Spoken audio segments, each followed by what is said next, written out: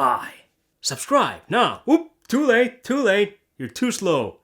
God damn it. So, for a change of pace, I figured I'd make a movie-related video. I should be doing movie pickups, but I have a problem with that. I've been buying so much movies that now, actually, I'm waiting that I have like 5 or 6 pile of movies that kind of fit certain theme, and I'm gonna show those, because otherwise we'd be here all week. Today I figured I'd show you 6 movies that I like to watch kind of constantly, or at least like once a year, once every 2 years, something like that, you know. I tried to pick, there are quite a few movies that I do like to watch more often than others, but I tried to pick kind of maybe movies that you possibly haven't heard. I'm not saying these are super rare or anything like that, but still kind of stuff that people overlook, because some of these are kind of crap, but I enjoy these. For me, these are all S grade. Well, except maybe one. We'll get to that once we get to that. Anyway, 6 movies that I like to watch. Let's start this friggin' list. We ain't got all day here. First movie. This movie is on this list. This is probably the most best known movie out of this list, and this is probably the movie that I watched. Well, this is the movie that I watched way many times than all the other movies combined on this list. Reason being, because every time we're drunk, we usually put this on and we watch this movie, or at least all the action scenes. This is so entertaining. It's so great. I never grow tired of this. It's fantastic. And the movie that I watch almost every time I'm drunk, Desperado. Let's play. Now, what is Desperado? Well, I'm glad you asked. It's I was gonna say Mexican action movie, but it's directed by Robert Rodriguez, and this is actually the second part of a trilogy. The first movie is definitely, I do believe it's Mexican. This one is Mexican-American, or maybe American, I don't know. I'm not really sure where to locate this exactly, but I'm gonna say Mexican-American, but it stars Antonio Banderas, who is Spanish, and that doesn't help at all. It also has Salma Hayek, Steve Buscemi, Cheech Marin, and Quentin Tarantino. Oh, and Danny Trejo. This is probably the last action movie you ever need, because this one has so much, it's so good action, it's just so over the top and cool and stylish, I fucking love it. What the fuck is going on? Is that going on right now? Now you might be wondering if there's a story in this movie, and yes, there actually is. There's a stranger who walks into a bar, and he's looking for a drug dealer. Someone called, what was it, Bitch? Or Bucho?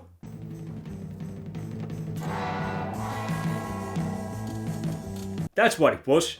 Bucho! He's looking for Bucho because he's on a mission, on a revenge mission. Because Bucho screwed up his El Mariachi career, also shot his girlfriend, so good reason to go out and dish out some good old-fashioned vengeance. So as the stranger is talking to the bartender, suddenly he just jumps out of his bar stool onto the floor, pulls out his guitar case, opens it in 2 seconds and pulls out, I don't know what it is, but it's the biggest fucking handgun I've ever seen.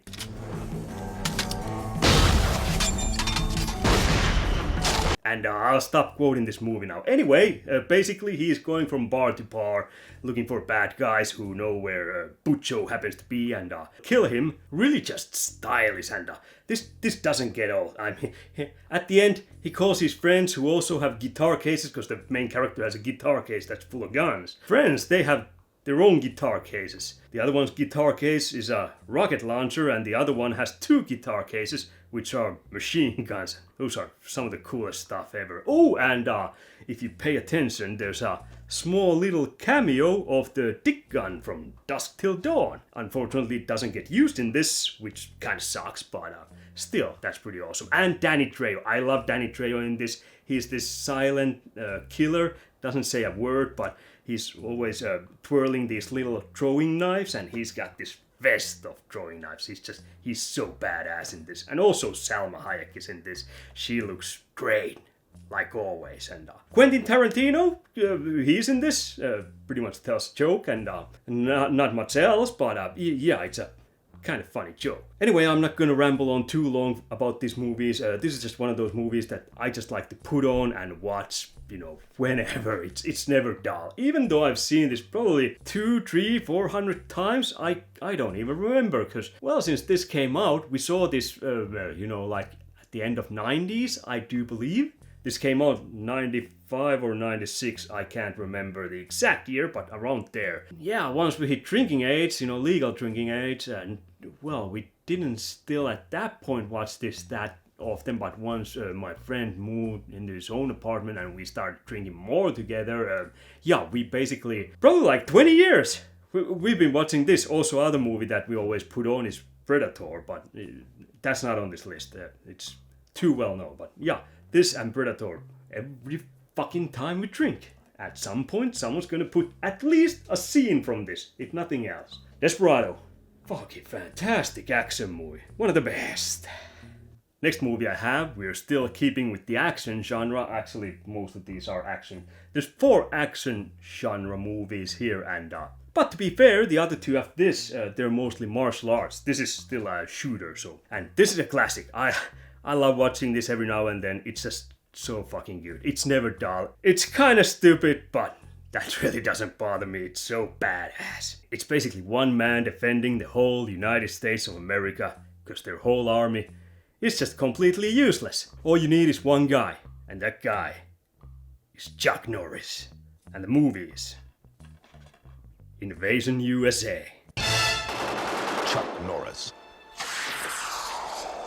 Invasion USA. Yeah, this is fucking fantastic movie. I love this. I never get tired of watching this. This is so great. It's not my favorite Chuck Norris movie. I don't think it's the best Chuck Norris movie either, but I love this. This is just the setting is so goddamn bonkers. There's a Soviet Union agent named Rostov, played by Richard Lynch. I couldn't remember his name, but luckily it says it back here. He's a great villain, fun villain, I do like him. But yeah, anyway, he's leading a bunch of terrorists and mercenaries to attack USA. And apparently USA wasn't awake. So, they just kind of terrorized the whole goddamn country. And, well, actually not the whole goddamn country. I think they land on somewhere in Florida because it's, swamp area and all that. Chuck Norris has retired in the swamps. And, they actually try to kill him first because, well, they obviously recognize who's the biggest threat in all of USA. Needless to say, they fail. Also, they sent their troops all around the Florida area, in the suburbs and shopping malls, to shoot the shit out of stuff. And it's during Christmas time, so this is a Christmas movie. Yeah, I don't know what the plan was. If you're gonna invade USA, apparently you wanna hit the suburbs and the mall in Florida. And that's your best bet of creeping into the country and taking over, I guess. I'm not a general, but who am I to question a Soviet Union agent? Just badass action. I mean, you can tell it by the cover. There's Chuck Norris wearing a jean vest and jeans, and he has 2 micro Uzis. That is one of the most 80s movie covers you can have. It's so great. I remember as a kid, I saw this at the rental place, and I always thought, man, that cover, that movie has to be the shit. And I mean like good shit, like great shit. And it is. I saw it as a kid, and once I started collecting more movies, this was one of the movies that I just had to get. And I watched this kind of regularly. Even though it's a Christmas movie, I don't watch it during Christmas time though, but like once a year or every 2 years I try to watch this. It's just so fucking good. Only thing that kind of pisses me off in this is Billy Drago has a part in this, but it's just kind of small part, and he gets killed soon. I would have kind of wanted him to be a bigger threat in this movie, because I always loved Billy Drago. The face, the voice, it's just his... We're ready to rock and roll here. You get that greaser on the phone. Whole presence, it screams, I'm the bad guy. He's so great. No offense to Richard Lynch, he's still a fun bad guy in this, but Billy Drago... Well, luckily Chuck Norris gets to take out Billy Drago in Delta Force 2, which is also magnificent, but it's not on this list, so Invasion USA. Next movie I have is a comedy, and this is a comedy that divides a lot of opinions. Some people love this, and some people seem to really fucking hate this. Don't know why. I love this movie. This is so great. I remember when I bought this, I went to a friend's place, we watched this, and that was one of those occasions where I actually almost peed myself watching this. I mean, we were laughing so hard. This is so good. I love this. Although, yeah, I do have to admit, I kind of get where people are coming from when they say this is shit. Still, I can't agree with that opinion, because I think this is a masterpiece. This is great. This is one of my all-time favorite comedies. And it's called... Daddy, would you like some sausage? I mean, Freddy Got Fingered. That's the Finnish name, because I have the Finnish cover. It's Sormet pelissä, which means fingers in play. Proud. Proud. Get the fuck out of the way! Freddy Got Fingered. That's the real name of this movie. Freddy Got Fingered. And Tom Green, he made this movie. If you've seen Tom Green, especially during the 90s, early 2000s, he has a sense of humor that's different from a lot of folks. And a lot of folks don't really like it, but man, it just kind of hit me. It's...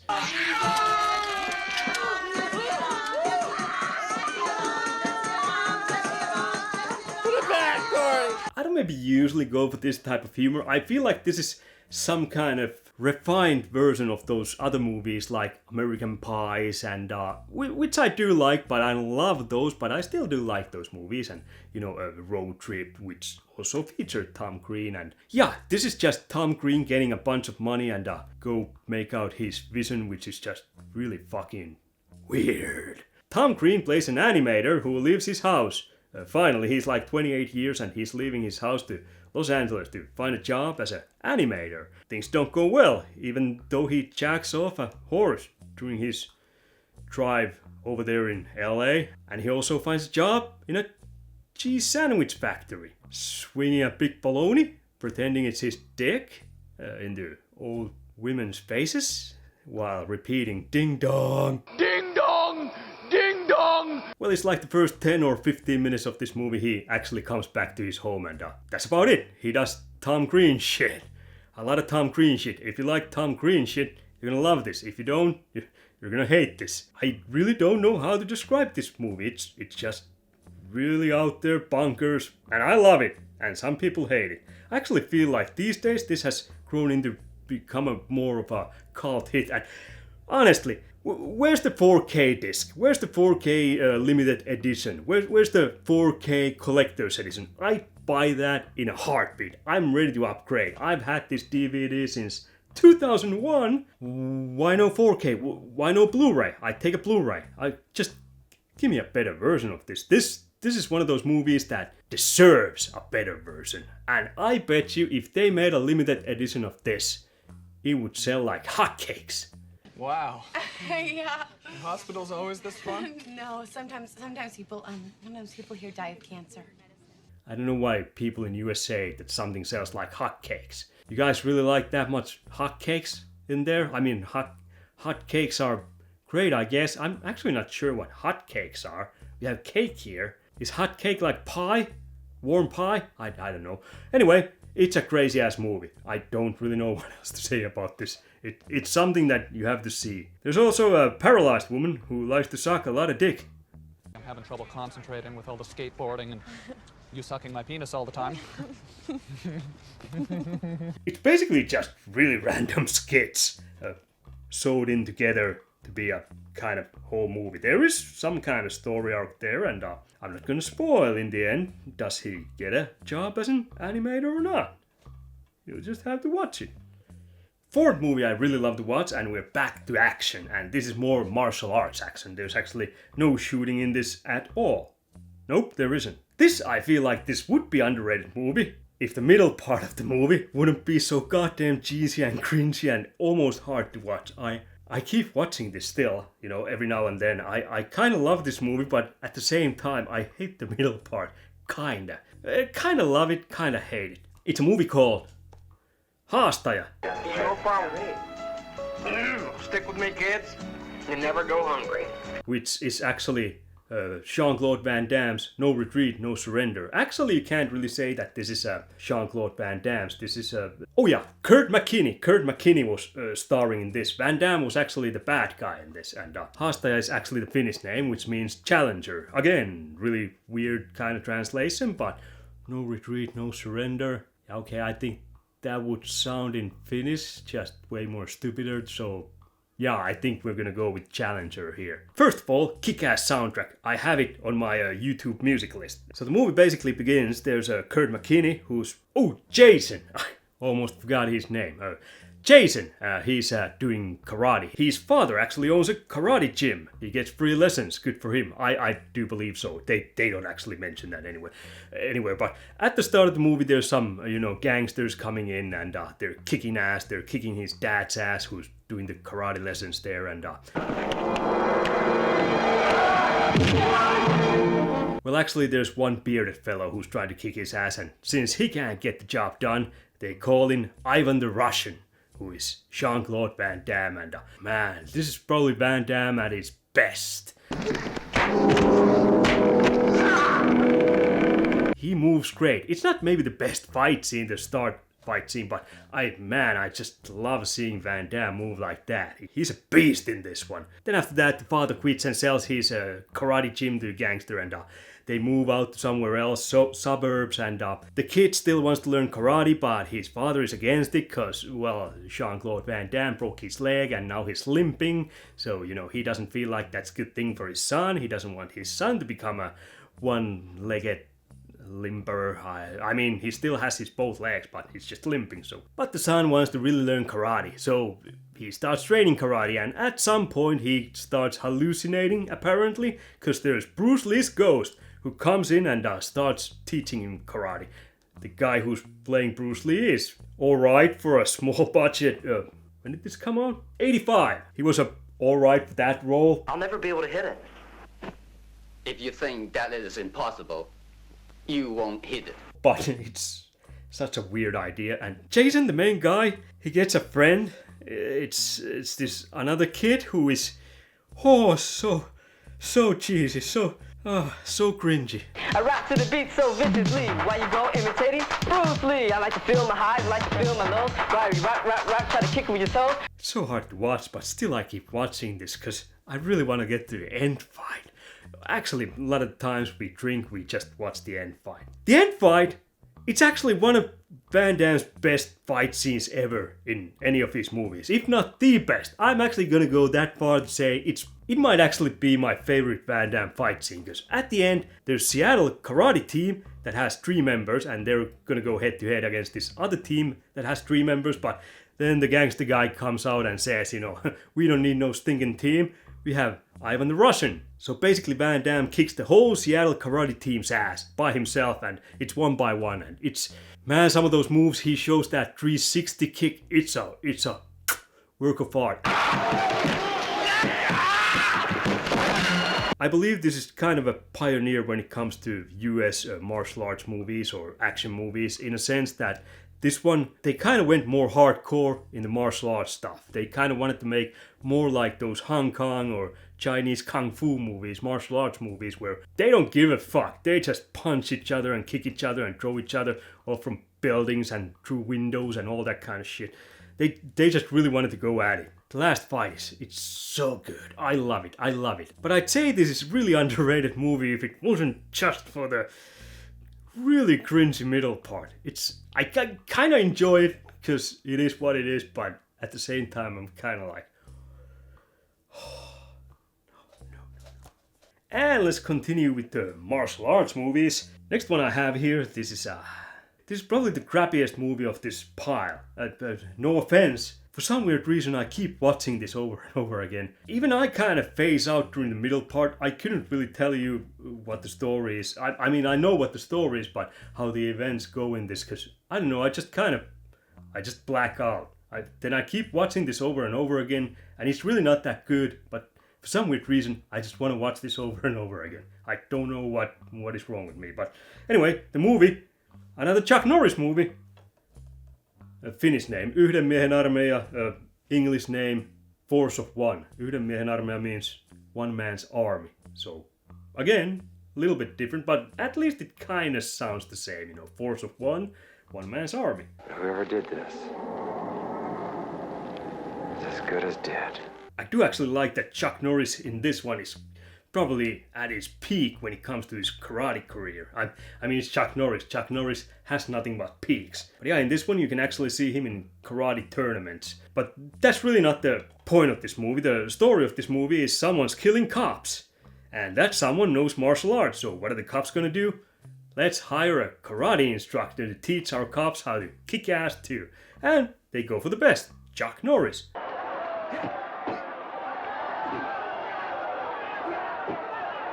So Chuck Norris teaches cops karate so they can kick ass. The cops are never gonna be good enough to kick the killer's ass who is in this. The killer is some drug dealer, you don't really know who he is until the end, and yeah, it's a big mystery who the killer is, and yeah, then obviously they have the end fight with Chuck Norris, and it's pretty basic in that sense, but this came out in '79, it just has that kind of 70s crappy martial arts visual style, and just the editing and the whole movie, how it progresses. Maybe it's because I saw this as a kid, I loved it as a kid, so I had to buy this for myself, and for some weird reason my childhood memory keeps pulling me back to watching this over and over again. It does have some nice scenes, you know. I do like how one of the karate guys, he just won this fight and Chuck Norris is there with this female cop, and the karate guy just kind of casually shows off when the female cop says that, you know, you kick really nice, and he just lifts his leg into Chuck Norris's face and says, this is about as high as it needs to go. By the way, you have a great kick. Really. This is high that needs to go. I always thought that was just really kind of cool way to throw shade at Chuck Norris. That's how karate people should try to impress women always. Just lifts his leg. I'm not gonna lift my leg, I'm gonna fall down. I don't know why, but that and one other scene are the two scenes that always stuck with me, and I just love them. The other one is during the last fight, the bad guy throws this box of cocaine towards Chuck Norris, and Chuck Norris kicks it, and the cocaine goes all over the place.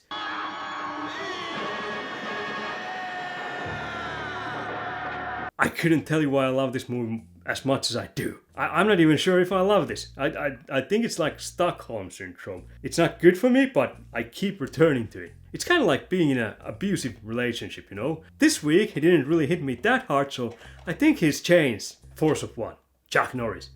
And save probably the best for last. This is a horror comedy, and I love this movie. This is great. This is probably the best horror comedy ever made. At least it's up there.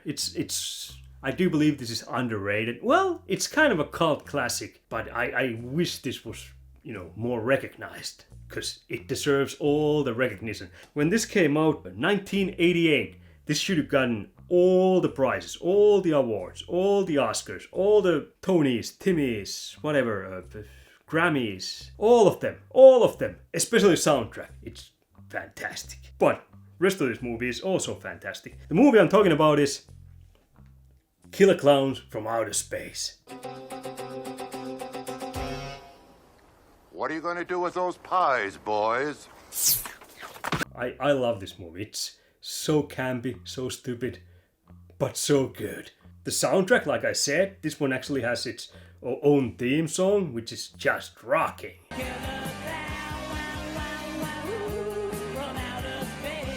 And it's a bunch of murderous clowns coming from outer space in a circus tent. And also, Pooh Bear is in this. Not Winnie the Pooh, it's a dog. It's an old man's dog whose name is Pooh Bear.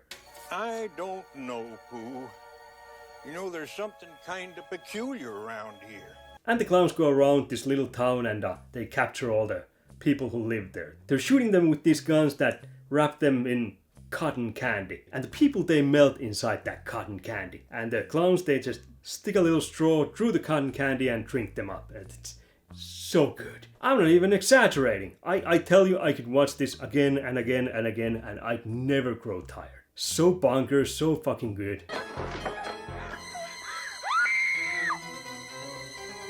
Fun fact, they actually used the clown mask later on in Ernest Scared Stupid, where there are those trolls, and they just painted the mask in those trolls. So yeah, the clowns are really ugly. If you'd ask me to say something bad about this movie, I don't think I could come up with...